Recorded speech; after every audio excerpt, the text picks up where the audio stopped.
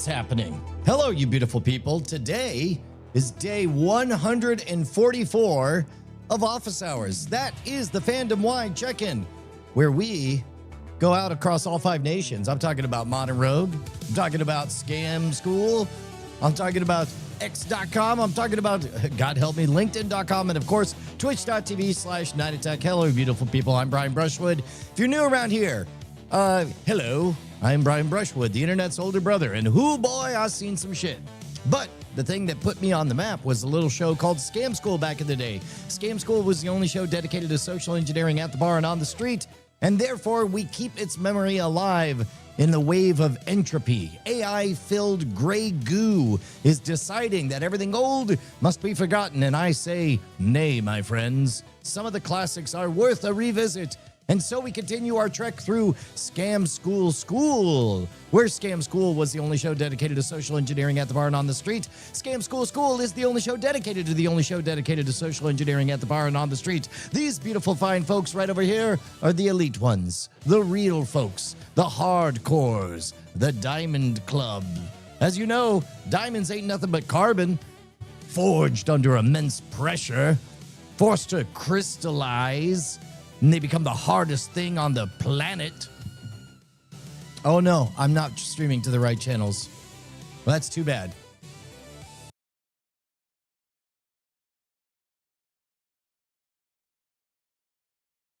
And it was about that time that I realized I was streaming to the wrong channels. And I was so frustrated that I took that recording and I played it as the opening. So now, let's turn this into an object lesson. So how many of you guys thought that that was me? It wasn't. That's my point, is you can't tell anymore. You have to know what a real human is. And that's why we revisit all of the classics. And today, episode, these guys are the Diamond Clubs. They're the ones that I confused the most just now. Apologies for all of that. So today, we're back to episode, 43, the Magic Bill Short Con. Now, this one is a unique and different kind of trick because, yeah, it's a good enough magic trick. But what everybody misses is that it is crime, literal crime, which I think this is kind of the beginning of my awakening of thinking about the power of recursive loops. Like if a narrative has a closed loop on top, it's not worth the calories to investigate the deeper meaning of what just happened. So in this case, yes, now I am live, guys, I promise. Or am I? This is what we got to figure out, right?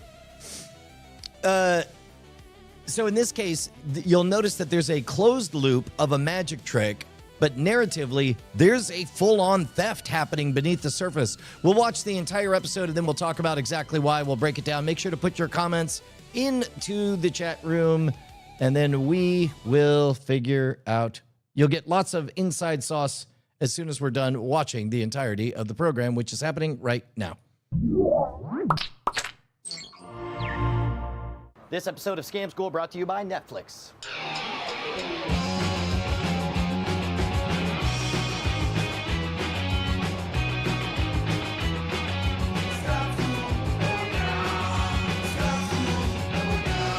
Welcome to the school where your toughest decision is going to be bottle or draft. Scam School, the only show dedicated to social engineering at the bar and on the street. I'm your host, Brian Brushwood, and so far we've learned a couple of criminal street scams. We've learned some good magic tricks at the bar. This time we're going to combine the two with a pretty good magic trick and a killer way to add a little bit of crime.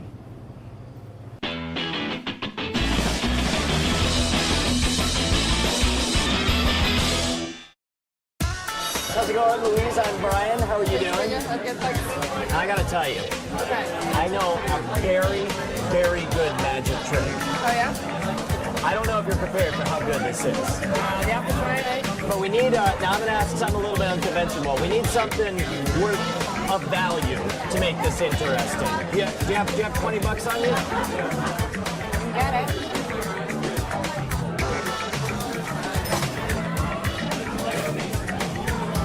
Hi there. I don't want to touch it.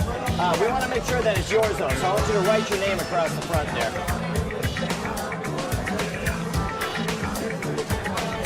Louise. There we go for there. That's your handwriting. I tell you what I also need. I'm going to couple this up. I'm going to keep this in view. But I need a pint glass and a napkin.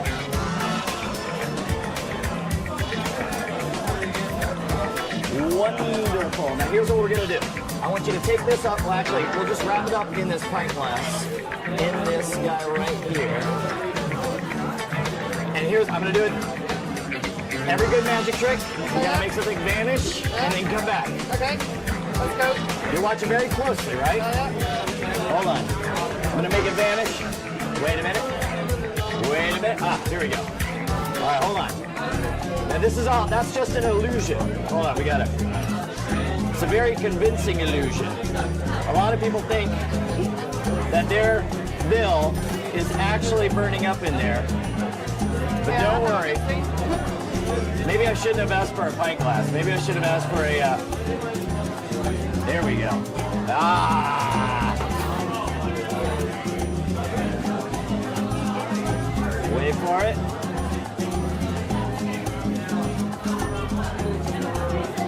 What I love is that you are not in the least bit concerned. You're like, well, The door is fine. $20, easy come, easy go, right?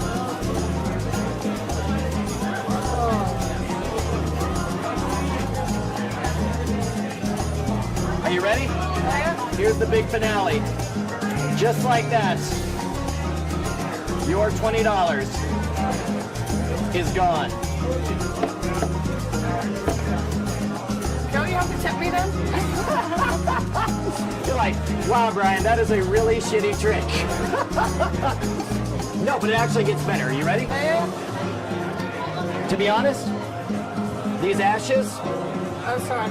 they're all, these are, no, that's all right. These are all just special effects here. Because what's going to happen? That's all right. Yeah, no, it belongs in there. It belongs in there.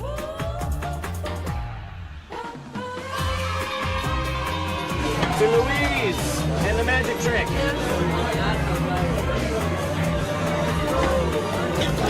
All right, Louise. There's an epilogue to this story.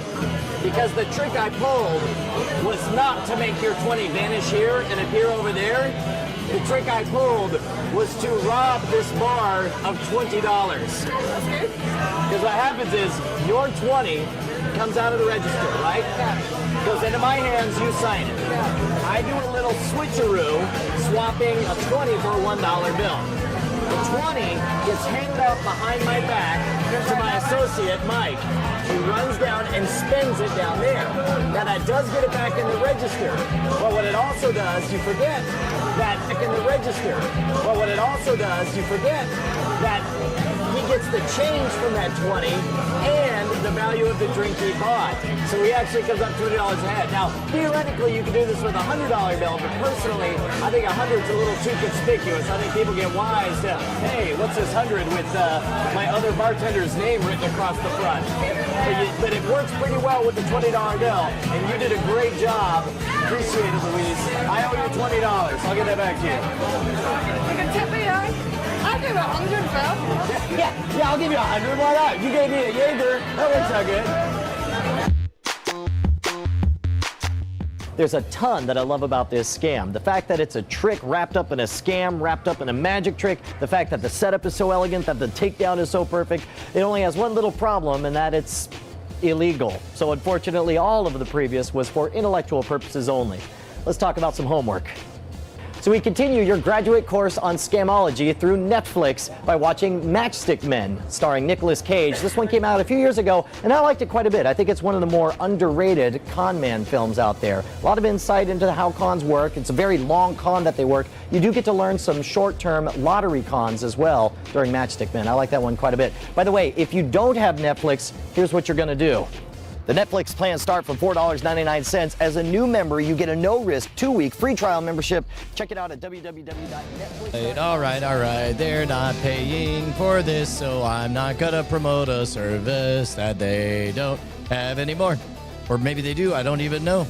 or we don't get any credit, we don't get any money, and you don't get any more scam schools. Let's take a little bit of Q&A. From the forums, Cold V writes, how do you handle a tough audience who constantly tries to mess your trick up? For example, people who insist on not telling you which card they were thinking of when you try to perform the mind control scam, or people who insist you shuffle the deck of cards their way. That is a great question, Cold V, and I don't know why, but for some reason your friends are going to make the worst audience members ever. For some reason, whenever a friend sees somebody pulling magic, the first thing they want to do is screw up the trick or put people in their place. I actually find it's a lot easier to perform to absolute strangers, either at the bar or on the street or anywhere. That's why magic makes such a good social lubricant to help you meet new people. Now, if you have a question, join us at the Revision 3 message boards at revision3.com/scam school. Or if you want to suggest one of your favorite bar scams or have a question about anything you've seen on any of these episodes, write me directly at brian@revision3.com. Next week, we're going to be doing something very special, very seasonal. We're going to learn how a slide whistle and a dartboard just might get you out of an audit. But first, I need to find my designated driver. Taxi!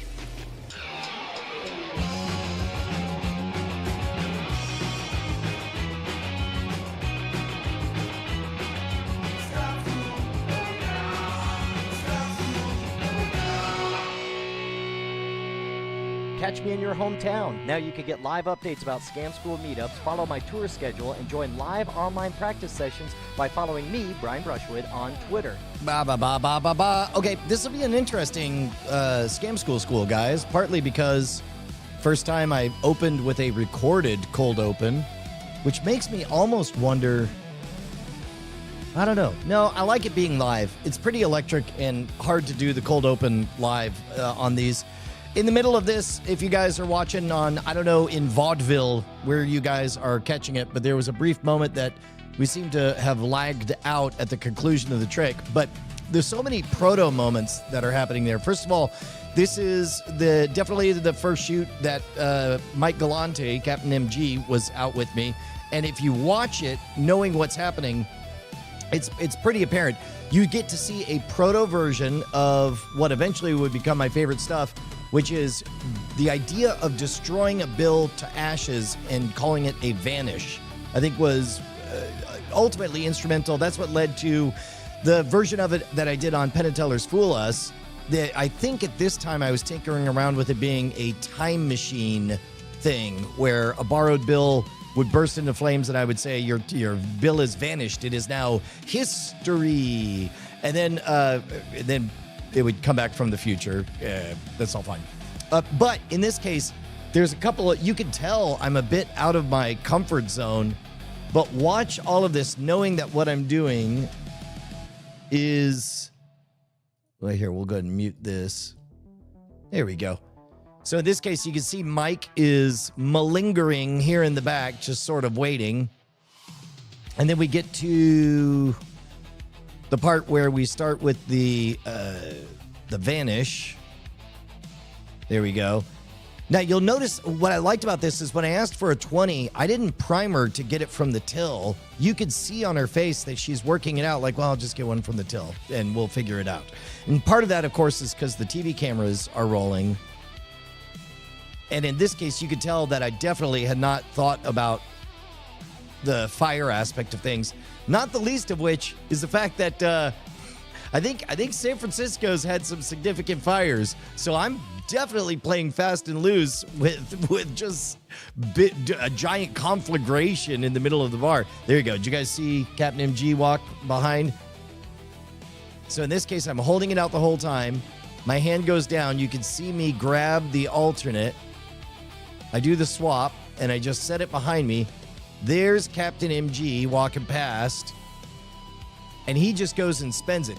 So if you're interested in the scam part of it, the scam part is we borrow a bill, and then at the end of it, the bill is returned to the till. So in this case, it is an awful lot like the short change because we're using the same bill multiple times. We pulled it out for the trick, but it ends up back in there for a totally separate, completely legitimate transaction, one in which, he bought a drink and got change. So Captain MG has money from the till, even though the 20 makes it back in.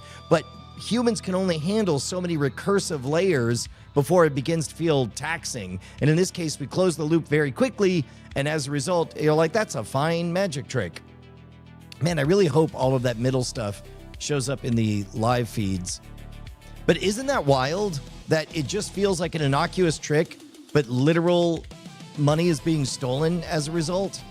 Now, if I were to do this again, a few things that would be different. Number one, I think in the chat, one of you guys suggested a martini glass. I think that's a really good way to do it. I think that all of this is fairly awkward, and you can tell, I don't know where Alakazam Alakazoo came from, but very clearly I had not put any thought into what I was going to say at that moment. I was mainly just thrilled that it actually works. And there's definitely an awkward moment that is not in service of it being a good show. This moment right here, where she doesn't know what to do and is trying to figure out, like, okay, where is this going? And it's awkward. But then look at the palpable relief when I say check the till, and she realizes, oh, great, excellent. Now we have clarity. And now we're back to knowing this is what my job is, the end. And so then we're all done. But that aspect of it being an actual crime is really easy to miss. And in fact, also, we didn't have any kind of C block, no kind of proof, but you could also tell that we're authentically in a busy bar when they're trying to do their business. So the fact that they would stop for any amount of time is extraordinary. It's very difficult to get all of that stuff. Cliff Horn points out that flash paper makes it go faster, but you need time to spend the bill. That's right. Also, flash paper the flash paper itself would combust, but then it just takes time for a bill to vanish. And so you want to have enough business to do in the middle of that. Oh, you know what? I got to follow up on this. But first, let me say howdy, howdy, howdy to everybody. Thank you to Banterat for being the one to figure out that I was talking on the wrong channel. Cliff Horn, Flo Chinachi, Princess Judith, G. James B., Renegade 5461. Thank you so much for showing up, man. BioCow, Renegade, are you earning your diamond wings today? I hope that's the case. Started watching Scam School back in 2014. Right on. This is a really great reset moment where we're all on the same page. So a thing that happens once you get 20 years in to doing something is it becomes impossible to tell people where to start. And in this case, some people only know me for World's Greatest Con. Some people only know me from Scam School. Some people only know me from Hacking the System on National Geographic. Some people only know me from Modern Rogue episodes. Some people only know me from This Week in Tech or BB Live Show or NSFW or Cord Killers. It's a lot. So this is all an easy on-ramp to go one step at a time. And it means the world to me that you're showing up and you're here for it, man. Howdy to Dan Homesteader. Apologies for me starting late. Dylan Theus, the old school of the Mike Ruler. Flo Chinachi. Matt Hawley. Killer Spud. Sixter 4157. J3301. I don't know if I should call you by your other name, Oswald the Rabbit. I guess I just did. Let's see. With Victor B. Apologies for streaming on the wrong stream. I'll add some kind of nudge to make sure that doesn't happen again. And then, howdy, Lord Tyler, Henry Dennis, and Torley, ATL John Boy, Henry Dennis, and Eve Morgan. Shouts out to all the Diamond Club Elite. I only know you because I mowed your lawn. When did you get to YouTube? I was late to YouTube. YouTube started in 2003, and by the time I got there, it was too late. It was, everybody was already making it on YouTube. I only started in fall of 2006 with the Brian Brushwood on the Road episodes that we could dig up when it's slow. Right now, we're in the middle of a groove. We got some good, meaty content to get through all that stuff. But when I first started in 2006, I did it only just for the practice reps so I would know what it's like to work in television. And indeed, all of those episodes that virtually nobody watched did do two things. First of all, it allowed me to give something that other people could take a look at to see what Brian's like on camera. And number two, I am certain that those proto episodes they opened the door for Scam School. Having something to point to made all the difference in the world. And so, speaking of which, this one, the short con, the Magic Bill short con. Oh my God, guys, I'm being very good right now to not adjust the layer positions on this. Or maybe I should. Let's see. That's this one. So it's got to be media on this one goes higher. I like the way I congratulated myself for not obsessing and doing a thing and then immediately obsessed and did a thing. Let's see. 3 media. What about that? So that looks the same. But now we can find out. Oh no! That was terrible. I don't like that at all. So put that back. Oh, wait. No, wait. You know what I could do? Is I can also do this. There we go. So now, okay. So now look at that. Hey, and back. And then this one. And back. And then this one. Hey, look at that. Now I'm going to save that. Hey. Oh my God. Film Riot. Of course. Wow, we're coming up on Film Riot time as well. Okay, so this trick, any questions about this trick? It's pretty self-evident. We detailed the handoff. Let's take a look at the actual heist part. That's right. We did the retrace thing. I would probably nowadays... Did we get... Yeah, there we go. We got that exposed handoff. Yeah, that works. That's not bad storytelling. I think everybody got the point. But here's what I wanted to share with you guys was I remembered that this trick was somebody was doing it around town again. I think there was a Fox 7 account. I haven't seen this in forever. But there was a local Fox News thing that had me on. Let's take a look at this. There we go. Brushwood's Scam School is one of the most downloaded podcasts on iTunes. He recently showed off his tricks for Jay Leno. So we brought him to Mother Egan's Irish Pub to see if they would fall for some common cons. Hey, I'm Brian, by the way. What's your name? Grant. Let's do a couple of magic tricks for you, just for grins. Brian starts out performing some magic tricks. This one's called the human jack-o'-lantern. But what the bartender doesn't know is that one of these tricks will cost him money. I need a large bill, like a $20 bill. Can I get you to grab a 20 out of the register? You'll get it back, I promise. Do you have a pen or something? Can I get you to just write your name across the back there? Then Brian does the unthinkable. He burns up the bill. Grant does not look amused. he looks the exact, he's like, this is the worst magic trick I've ever seen. But the bartender is in for a surprise. Now, Grant, I think you can agree. At this point, your bill is gone. Yeah. Here's where it gets good, all right? We're going to take your $5 bill, $10 bill, and I'm going to make it reappear, not here, but all the way over in the register. Sure enough, the bill is there. Yeah. Is that your signature? It is. But what looks like a magic trick is actually a hustle. In this case, what we do is we actually steal $10 from the register under the guise of what appears to be a magic trick.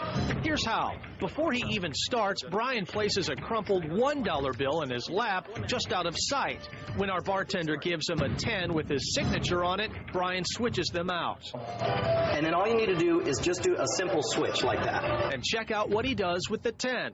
Brian hands it off to a partner walking behind him. His partner actually performs the scam, while Brian distracts the bartender with a magic trick. Mainly what you're doing by burning it is you're killing time, because it takes a good 30 to 50 seconds for it to actually burn down. While Brian performs a trick, his partner finds another bartender. He uses the 10 to buy a drink.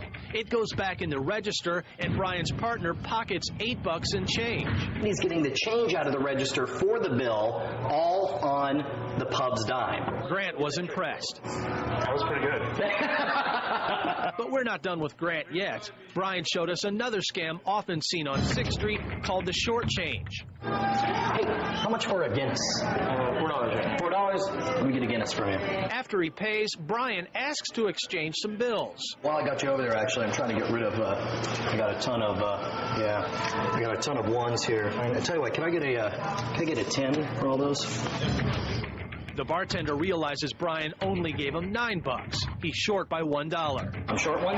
No, that's cool. I tell you what, we got 9. Why don't we make it 10? I'll get rid of all these. 15 and and 20. Why don't we make it for 20 instead? Grant actually caught our scam, but did you? Look carefully.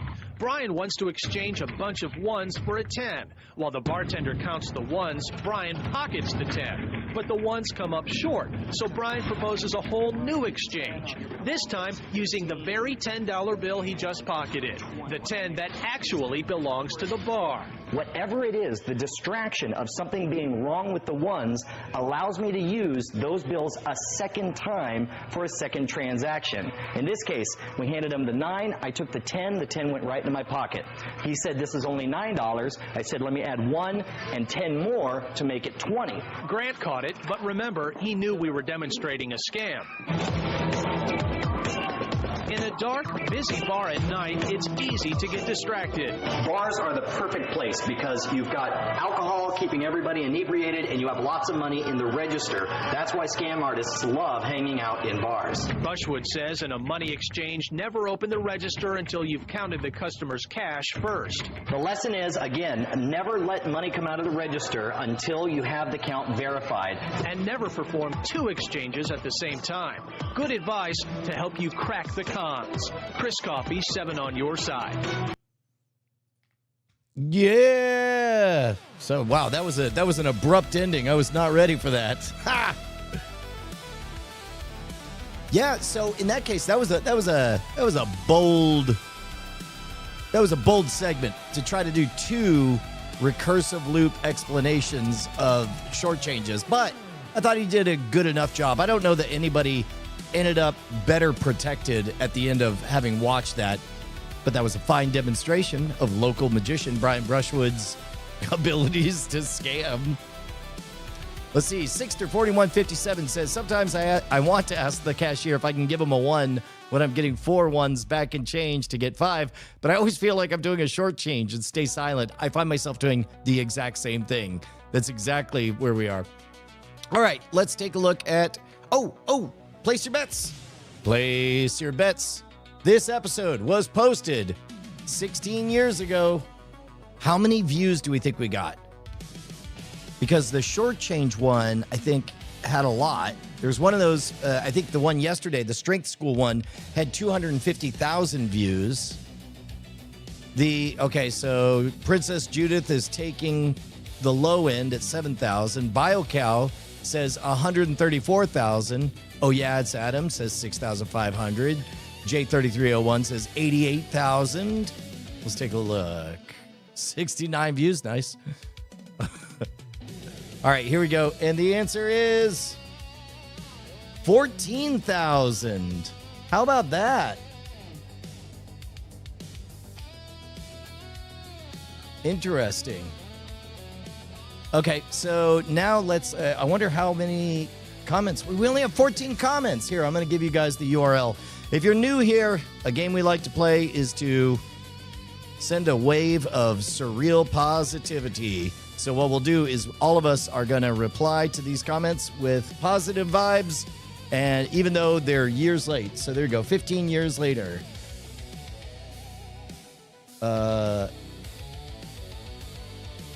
Don't know if you want to pull both at the same time, though. This is somebody who said this would go great with a short change. Here, let me pull this out. Copy, grab that. Here we go.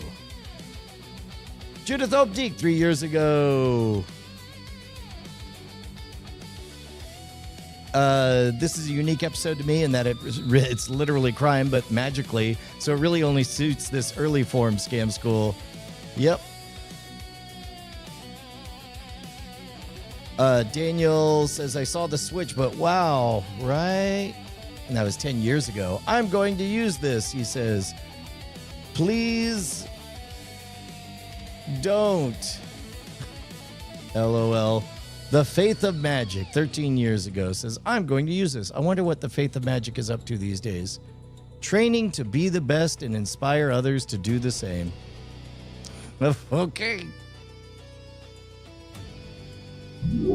That's another thing, man. If you wanted to spend the compute on it, a little bit of foreshadowing here. We're going to encounter that episode where all of 4chan attacked with a pedo bomb. And I am deeply curious how many of those accounts are still active and what they're up to today. Let's see. Bouncing Beebles, yes, I don't know what that means. It's the same thing. Netflix, it's the same thing. Yep, I'll say that. Netflix. I remember them. That guy with the bandana looks suspicious. Good catch. I hate European money. Weird flex. But okay. Woo. Wow, that was a fast one. We did it. We did all of the things. What if he spent the last 15 years in jail after pulling it? It's weird. I knew I was one of the 15,000 viewers and I should have shared more often. Yeah, that one is a really, really good trick, but I don't know that the explanation was as perfectly polished as we could, because this is the other thing, is it's hard to remember a time when it wasn't super easy to condense really good storytelling in an easy to parse format, when you had to wait for renders and then it just became not worth it. Like you can see a lot of these, you see some default fonts in there. It's crazy. Yeah, I like the easy comments as well. Man, let's check the agenda, guys. I think today might be a light episode. I apologize for starting a bit late. I completely overslept. Yesterday was another really interesting get-together. I met with a psychologist. Hold on, let me see. I don't know if I'm supposed to be talking out of school about all the interesting folks.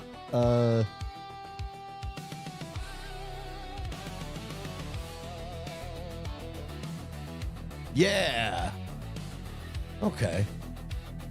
Yeah, a professor of psychology and a best-selling author. There, I could say that. Who is into mentalism? And it was really a fantastic meal. I absolutely did consider them asking how jail is, but didn't want to go. Yeah, we got to keep it positive.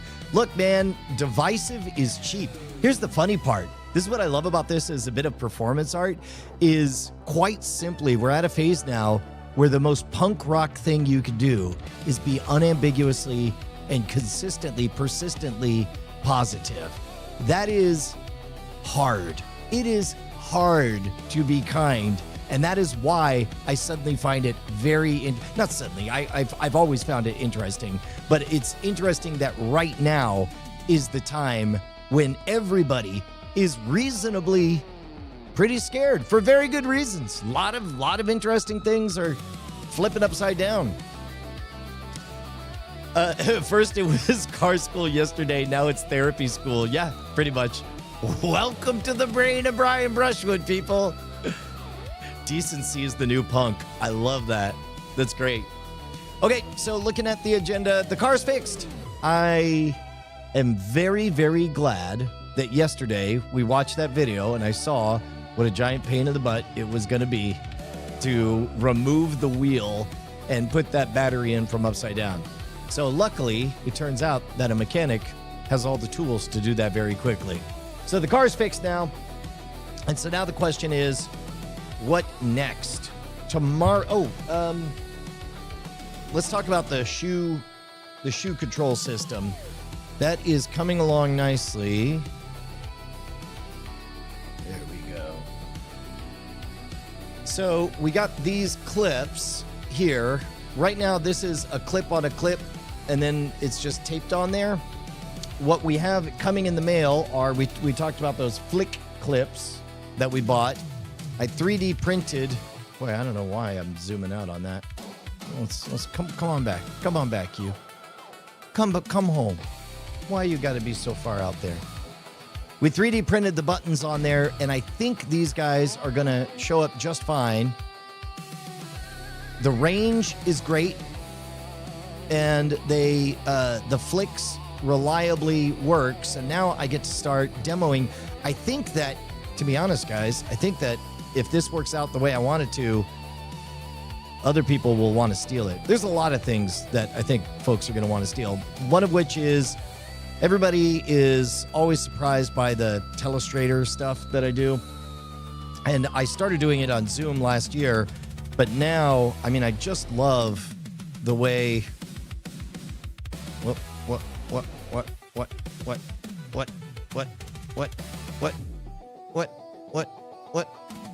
Look at all these sensible notes. What's funny is all of this, I know exactly where I was and what I was talking about at the time.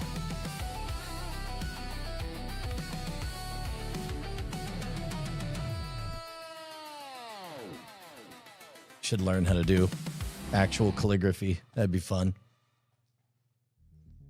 Some magician is like, I could use that. I bet a teller fool us. Yeah. Scam School listing when? Help me out on that. What do you mean by that, Wago? So some of the things that we need to start figuring out next is I got to record a new core mission welcome video for the front of Modern Rogue. Something that makes it easy for somebody who was born after I started all of this to slot right in and to know the story thus far. And at the raw feed level, that's why we're doing Scam School and office hours. But along with this, it's time for me to build a web page. Pretty weird, right? Like when you search Brian Brushwood, there needs to be an easy, frictionless funnel that guides you to, there's the magic face, there's the cybersecurity face, there's the marketing independent creator tools space. I guess that's really it, isn't it? Is there anything that doesn't fit into those? Wait, do those three track into Gentleman, Warrior, Scoundrel? Magic would be Scoundrel. Cybersecurity would be Gentleman. No, cybersecurity would be Warrior, wouldn't it? And then mentorship for independent creators and marketing stuff would be Gentleman. That's interesting. Oh, scam stuff listing. Oh, got it. For the clicker. Yeah. Oh, that's interesting. I guess really I could do a tutorial on the whole thing and include all the stuff. That would be a fine product, because for years, it's just objectively the best to have full control of your whole presentation, to be able to play cues with your left foot, fade and advance with the right foot, and then be able to advance, with a remote clicker if you need it. Build a webpage. Well, unfortunately, I don't even know why I would pay for a monthly charge on that anymore. That's something that I could do fast, easy, reliable. Does anybody know what IDE stands for in this? I've seen the term and I have a loose understanding of what it is. Like, in context, it's very clear that it's a layer in production. Well, dude, drop me an email, brian@schwood.com, and then let's figure out what that looks like. Because the difficult thing is parsing everything. I'm literally at the point where I've created too much. Somebody said last night, "Oh, I should listen to your podcast. I should catch up on your podcast." And I thought, unironically, I didn't mean to be mean. I was like, good luck. I was like, where do you even begin? That's all stuff that I would love. In fact, if you guys have thoughts on any of this, of like what matters and what doesn't matter, join the insider chat. There's a secret insider chat. There's only two ways to get a hold of me. One, right here, while I'm definitely here reading the chat. And then the only other ongoing chat that I read is the one at patreon.com/modernrogue. Sign up for a trivial amount. Look, what's $1? You'll never notice it. And meanwhile, you'll be on there every single day. What does that come out to? 2 pennies a day? Pennies don't even exist anymore. So you don't have to worry about it. It's rounded for inflation. It's free. If you just go to patreon.com and become a $1 subscriber. Icarus Daedalus experiment. I don't know what that means. Oh, got it. That's IDE. We're back on that. Basically, fancy coding UI, integrated development environment. Hey, there we go. Thank you very much, Brad Leclerc. integrated development environment. It uses your terminal and like AI has access to your one folder. So Codex, right? So Codex would be an example of IDE. That's how I build everything. Yeah. Notepad's super smart cousin. That is true. Internal donut extruder. There's a discount on patreon.com. Did you guys hear that? Cliff Horn bringing us the intel. Head it over to patreon.com/modernrogue. I think we're going to be a short one today, guys, on account of me starting late and having to get the rest of my day started. Got to try to do the bones with Justin. Hopefully weird things this afternoon. I'll keep you guys posted on it. Yeah, you're right. Oh, yeah, it's Adam. We are going all the way back to the early web. The zine, the homepage about me. I think that's, and to be honest, all the way back to in-person networking events. I think that's important for security reasons. Yeah, Cliff Horn signed up. You should too. Let's make that happen. All right, beautiful folks, I'm going to call that a day. I'll see you guys tomorrow's. And I promise I'll do my best to start streaming on the right channel.